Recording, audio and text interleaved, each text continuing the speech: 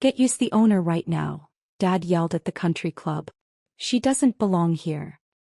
Added, "Remove her immediately." I stood quietly. The manager smiled. "Ma'am, how would you like to handle your family's membership?" Their faces dropped. But let me back up. Because the look on my father's face in that moment, the exact second he realized what he'd done, made every single year of their dismissal worth it. My name is Victoria Hayes, and for 28 years my family treated me like I was invisible. Not because I was a failure. Because I wasn't the right kind of success. My older brother Marcus graduated from Yale Law. Partner at a prestigious firm by 32.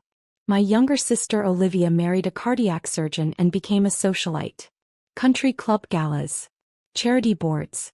The works. Me. I went to state school. Studied hospitality management. Service industry, my mother would say with that particular tone that made it sound like a communicable disease. "Victoria's always been simple," she'd explain to her friends at their tennis matches. "Not everyone can be ambitious." My father was worse. He'd introduce Marcus as "my son the attorney," and Olivia as "my daughter married to Dr. Richardson." When it came to me, and this is Victoria. She works in hotels. The pause before hotels always lasted just long enough to be insulting. They weren't entirely wrong about the hotels part. I did work in hotels. I just failed to mention that I owned 12 of them. It started when I was 23, fresh out of college with a hospitality degree everyone mocked. I was working the front desk at a boutique hotel in Charleston when the owner, Margaret Chin, took an interest in me.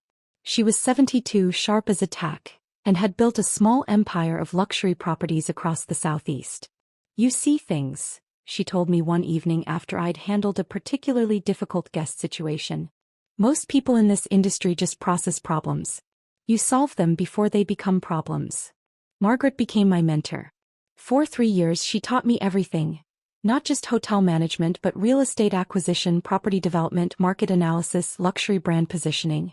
When she was ready to retire, she offered me a partnership opportunity. "I'm selling 3 of my properties," she said. "You can't afford to buy them outright. But I'll hold the note at favorable terms if you can prove you can run them profitably." I took every penny I'd saved. I worked 18-hour days. I lived in a studio apartment and drove a 12-year-old Honda. And 18 months later, I'd not only made the properties profitable, I'd increased their revenue by 43%. Margaret sold me 2 more properties. Then she introduced me to her network. Other boutique hotel owners looking to retire, small luxury properties in need of better management, historic buildings perfect for conversion. By 26 I owned 6 properties.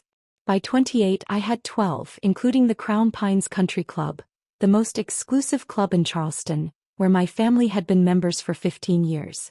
They had no idea I'd purchased it 8 months ago. Why would they? We barely spoke. I wasn't invited to family dinners unless it was a major holiday. I wasn't included in the family vacation planning. When my parents threw their 40th anniversary party, I found out about it from a Facebook post. "We thought you'd be working," my mother said when I called to ask why I hadn't received an invitation. "The thing about being underestimated is that it gives you time. Time to build. Time to strategize.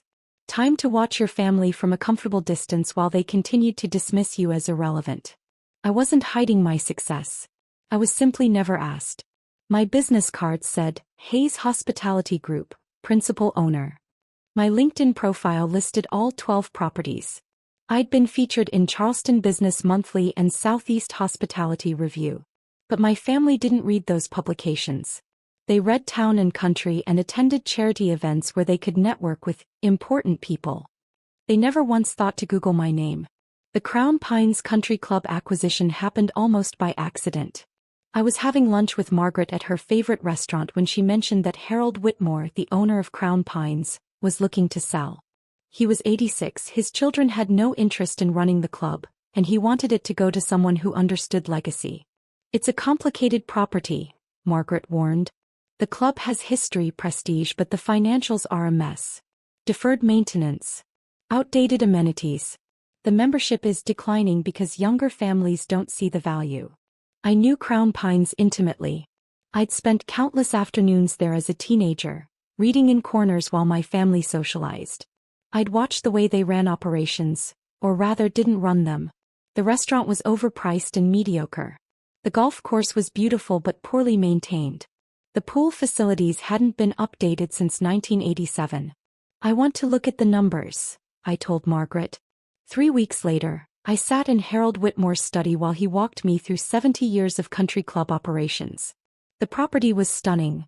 150 acres championship golf course, Olympic-sized pool, tennis courts, a historic main building that could be spectacular with proper restoration.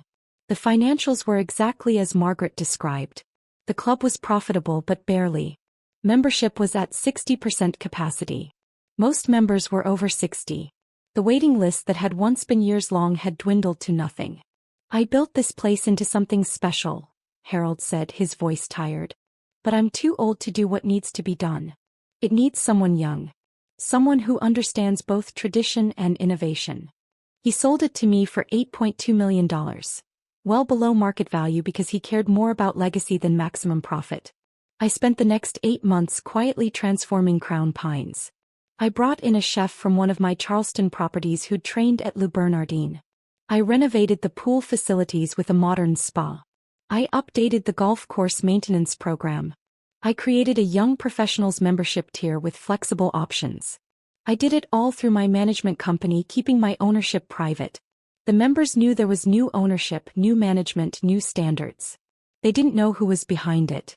That included my family. Marcus had sponsored 3 new members in the past year.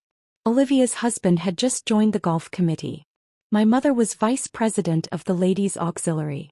My father played golf every Saturday morning with the same foursome he'd had for a decade. They loved Crown Pines. They just didn't love me.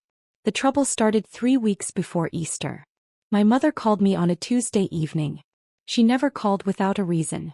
"Victoria, we're having Easter brunch at Crown Pines this year," she announced. "No greeting.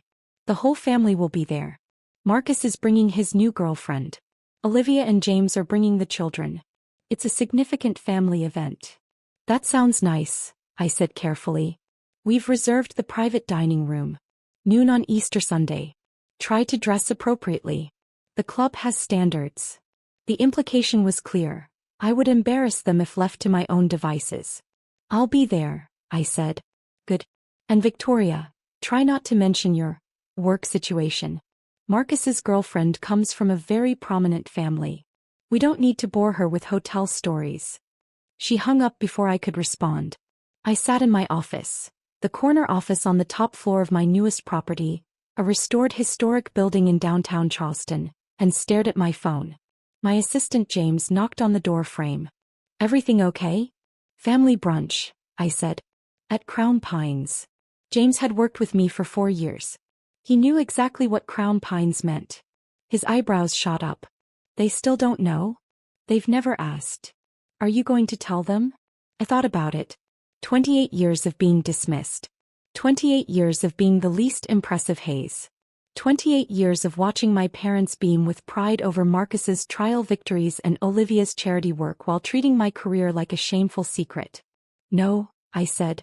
"I don't think I will." James grinned. "Easter brunch should be interesting." I spent the next 3 weeks preparing for Easter brunch the way I prepared for any major business event, with strategic planning and attention to detail.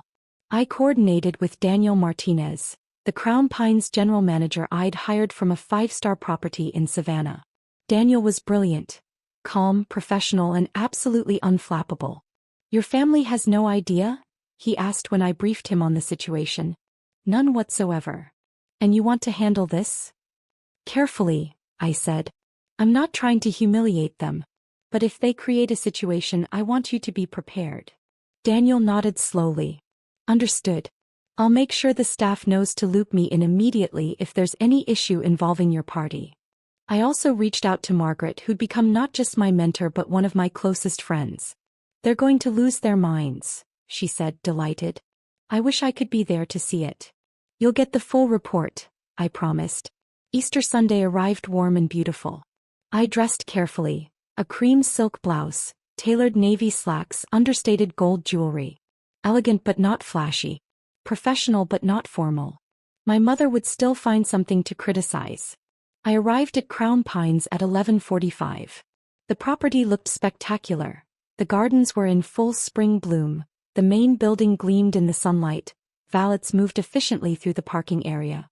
Pride swelled in my chest. This was mine. I'd built this.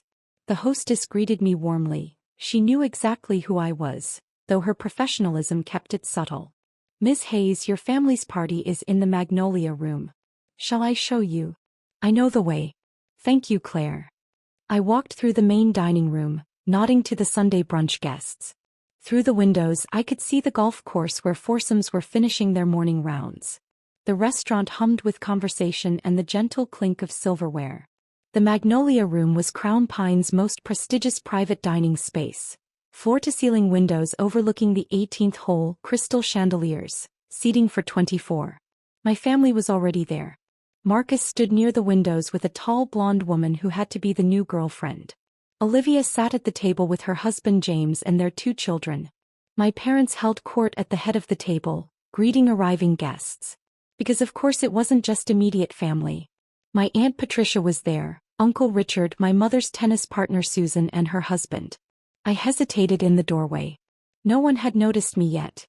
Then my mother's voice cut through the conversation. "Victoria. You're late." I checked my watch. It was 11:58. "The reservation is for noon.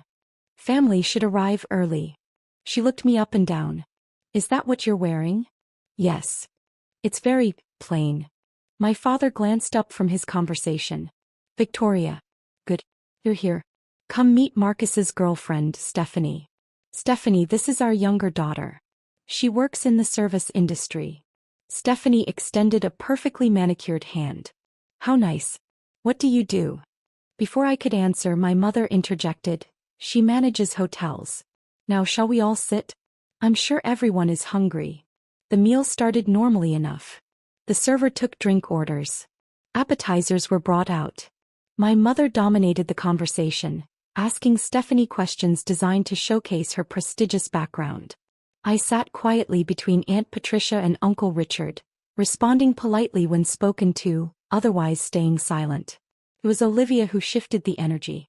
"Mother, did you see that Crown Pines is under new management?" she said, sipping her mimosa. "The changes are wonderful. The food is so much better." "The new chef is exceptional," my father agreed. "They finally upgraded from that mediocre continental menu." My mother nodded. "The new ownership has excellent taste. Much more sophisticated." "Patricia, did you try the renovated spa facilities?" Aunt Patricia launched into praise for the updated amenities. Everyone had opinions about the improvements. The conversation buzzed with compliments for the mysterious new owner who'd revitalized their beloved club. I took a sip of water and said nothing. Marcus turned to me. "You're in hospitality, Victoria. What do you think of the changes?" All eyes turned to me. "They're well executed," I said carefully. "The property had good bones. It just needed someone who understood how to balance tradition with modernization." "Well, someone certainly knew what they were doing," my mother said. "Apparently the new owner has a portfolio of boutique luxury properties. Very exclusive." "How do you know that?" Olivia asked. "Susan told me. Her husband is friends with Harold Whitmore. He mentioned that the new owner was someone young with an impressive reputation in luxury hospitality." My father snorted. "Probably some tech mogul looking for a tax write-off. That's who buys these properties now. People with too much money and no real understanding of tradition." Something in his tone, the casual dismissal, the assumption that success could only come from the right kind of people, made me set down my fork. "Actually," I said quietly, "the new owner bought Crown Pines because they understood its legacy value. They saw potential beyond just financials." My father waved a hand dismissively. "I'm sure the real estate investment was the primary motivation. These young entrepreneurs don't care about tradition." "Some young entrepreneurs understand tradition perfectly well," I said. Marcus laughed. "Come on, Victoria. You manage hotel front desks. You're not exactly qualified to assess major property acquisitions." The table went silent. I felt it then, that familiar feeling of being diminished, dismissed, erased. 28 years of it compressing into a single moment. I could have let it go. I should have let it go.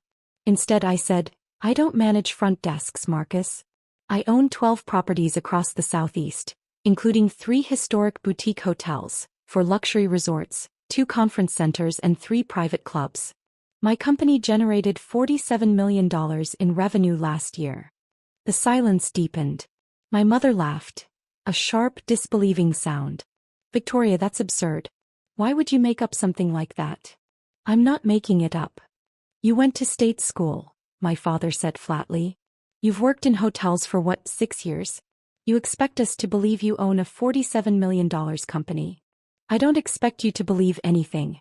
I'm telling you a fact. Olivia shook her head. This is embarrassing, Victoria. We have guests. I'm not embarrassed, I said. I'm successful. There's a difference. Marcus leaned forward. Okay, let's say you're telling the truth, which you're not, but let's pretend. Where did you get the capital for 12 properties? That's millions in acquisition costs alone. I started with 1 property, a partnership with my mentor. I proved I could run it profitably. He sold me 2 more. I leveraged those to acquire others. It's called building a business, Marcus. Some of us do it without family money or Yale connections. My father's face was turning red. This is ridiculous. You're a hotel clerk making up fantasies. I'm the principal owner of Hayes Hospitality Group. You can Google it. We've been featured in Charleston Business Monthly, Southeast Hospitality Review, and Luxury Property Management magazine. My mother stood up abruptly. That's enough. I don't know what's gotten into you, but I will not have you disrupt this family event with absurd lies. They're not lies. Then prove it, Marcus challenged. If you're so successful, prove it right now. I pulled out my phone. Pulled up my company website. The homepage featured a photo of me in front of my downtown Charleston property, along with a Forbes profile that had run 6 months ago. 30 under 30, Victoria Hayes builds boutique hospitality empire. I passed the phone to Marcus. He stared at it. Frilled. His face went pale. This is real? Yes. He passed the phone to my father. Then to my mother. It made its way around the table. The silence was deafening.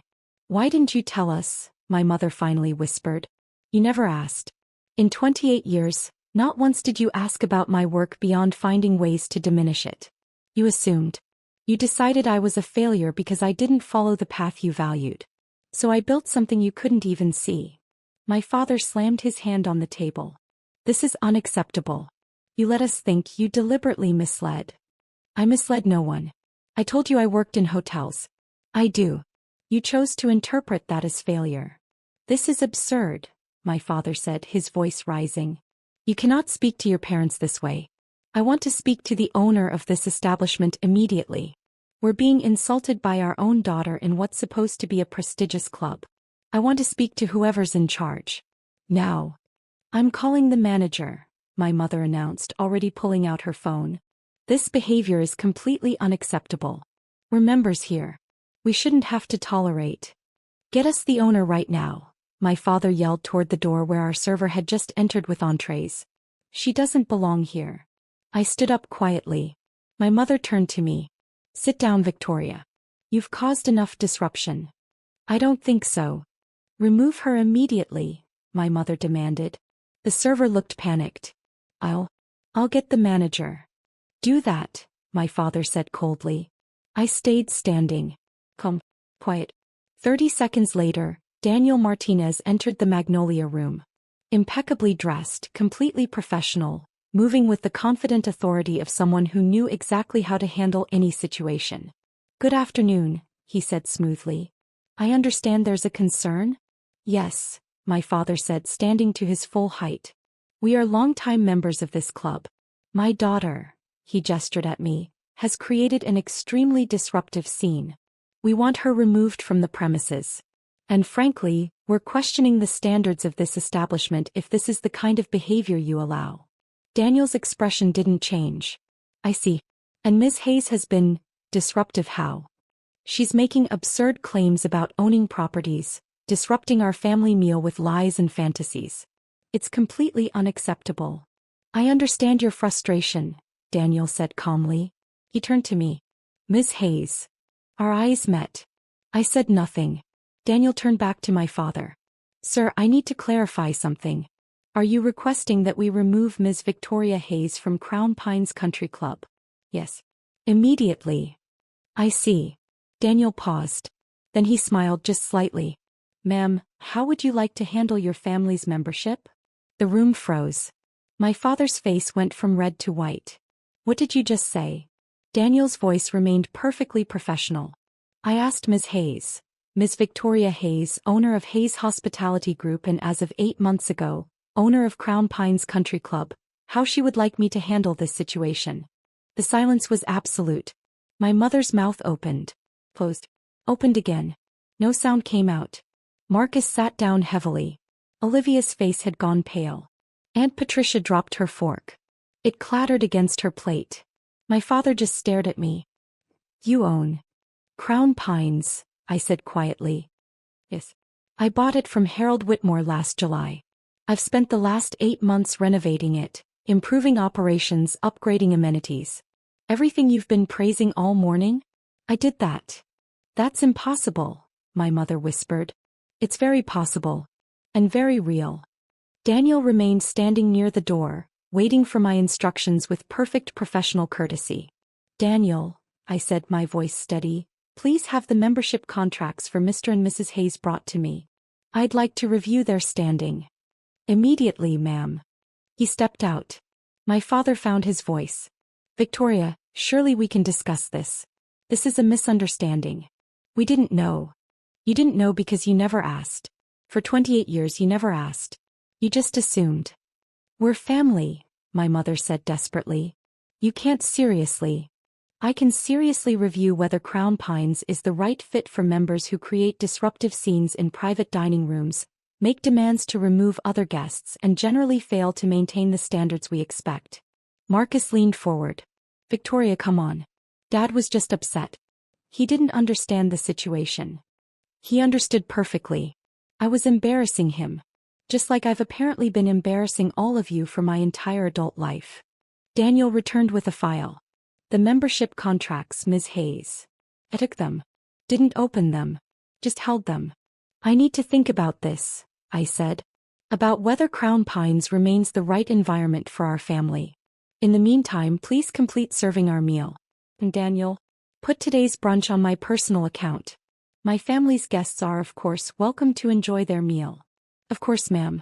Will there be anything else? That's all. Thank you. He withdrew. I sat back down. Placed my napkin back in my lap. Picked up my fork. The sea base looks excellent, I said calmly. The chef sourced it locally. Sustainable fishing practices were very important in our vendor selection process. No one moved. No one spoke. I took a bite. It was perfectly prepared. The rest of the brunch was torture, at least for everyone else. I ate my meal calmly. Answered polite questions from Aunt Patricia about property management. Smiled at Olivia's children when they asked about the pool. My parents said nothing. Marcus kept starting sentences and stopping. Stephanie looked like she wanted to disappear into the floor. When dessert was served, my mother finally spoke. Victoria, we should talk. Privately. We're talking now. About your position here. And our membership. I said I need to think about it. But surely you wouldn't actually terminate your membership? I don't know, Mother. Would you have removed me from the premises if you'd had the authority? She had no answer. Coffee was served. The children became restless. Olivia made excuses about nap time and gathered her family to leave. Marcus and Stephanie followed shortly after. That left my parents, Aunt Patricia and Uncle Richard and Susan with her husband. My father cleared his throat. Victoria, I think we all owe you an apology. Do you? We clearly underestimated your achievements. You dismissed them without ever knowing what they were. That's not fair, my mother protested. You never told us. You let us think. I told you I worked in hotels. That's true. I told you I was in hospitality management. Also true. You decided those weren't impressive enough to warrant further questions. You could have corrected us, my father said. Why? So you could find new ways to diminish it? You've spent my entire life treating my choices as inferior to Marcus's law career and Olivia's society marriage. When did I owe you information you never valued enough to ask about? Aunt Patricia stood abruptly. I think Richard and I should go. This seems like a family conversation. They left. So did Susan and her husband. My parents sat across from me in the now empty private dining room. What do you want from us? My mother finally asked. Nothing. That can't be true. It's completely true. I don't want apologies you don't mean. I don't want sudden interest in my life now that you know I'm successful. I don't need your approval or your pride or your acceptance. I built everything I have without any of those things. You're our daughter, my father said. Am I? Because for most of my life I felt more like an embarrassment you had to explain. The silence stretched. Your membership is paid through the end of the year, I said finally. After that you'll need to reapply like any other member. The standards have changed. We're looking for members who value community, respect, and genuine connection to Crown Pines. Not just social status. Victoria. I stood. I have work to do. Thank you for coming to Easter brunch. I hope you enjoyed the meal. I walked out of the Magnolia room with my head high, leaving my parents sitting in stunned silence. Daniel was waiting in the hallway. How are you holding up? Surprisingly well, actually. That was the most professional power move I've ever witnessed. I smiled. Years of practice at staying calm while being insulted. For what it's worth, ma'am, you were magnificent. The next morning I woke up to 17 missed calls and 23 text messages. Marcus, we need to talk. This is ridiculous. Olivia, I can't believe you do this to the family. My mother, your father is beside himself. How could you? I deleted them all without responding. Instead, I went to my office and dove into work. I had a property closing in Savannah next week, renovation plans to review for the Charleston location, and quarterly financials to prepare for my investors. Margaret called around 10. I heard it was quite a show. News travels fast. Small community, successful female entrepreneur drama, country club scandal. Of course it travels fast. How do you feel? I thought about it. Free. Good. That's exactly how you should feel. 2 weeks passed. The calls and texts continued, then tapered off, then stopped entirely. My parents tried to reach me through mutual acquaintances. I politely declined every intermediary. Then 3 weeks after Easter I received a letter. Hand-delivered to my office. My father's handwriting on the envelope. I stared at it for a full minute before opening it. Victoria, I've spent 3 weeks trying to figure out what to say. Your mother and I have discussed this countless times. We've talked to Marcus and Olivia. We've examined our behavior. And I've come to realize something difficult. You were right. We never asked. We assumed. We decided who you were without ever giving you the chance to show us. We took the most reductive interpretation of your career and used it to justify treating you as less than your siblings. I can't apologize enough. But I know apologies aren't what you need from us. You've built something extraordinary without our support, approval, or acknowledgement. You don't need us to validate what you've accomplished. What I can offer is different behavior. We would like, if you're willing, to start over. Not as parents who think they know you, but as people who would like to get to know the daughter we never took the time to understand. We understand if you're not interested. We've earned that. But if you are, your mother and I would like to take you to dinner. Not at Crown Pines. Maybe that restaurant you mentioned once. The one you renovated downtown? We'd like to see what you've built. No expectations. No demands. Just an invitation. Love, Dad. I read it 3 times. Then I picked up my phone and texted my father. Thursday, 7 p.m. Make a reservation for 3 under your name.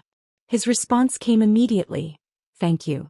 Thursday evening I arrived at the Ashford, my crown jewel property, a historic building I'd converted into a luxury boutique hotel with a Michelin-recommended restaurant. My parents were already there, looking uncertain and out of place in a way I'd never seen before. We sat, ordered, made awkward small talk. Then my father said, "Tell us about this place. How you acquired it. What the renovation process was like." And for the first time in 28 years they listened. Really listened. My mother asked questions about my design choices. My father wanted to understand the financial structure. They looked at photos of my other properties. They read the Forbes article. They Googled my company and spent 20 minutes scrolling through the website. "I can't believe we missed all of this," my mother said quietly. "You weren't looking." No.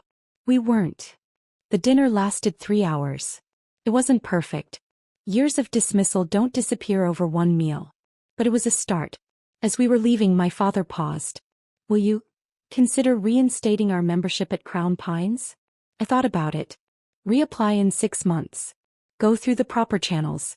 If your application meets our standards, we'll consider it. That's fair.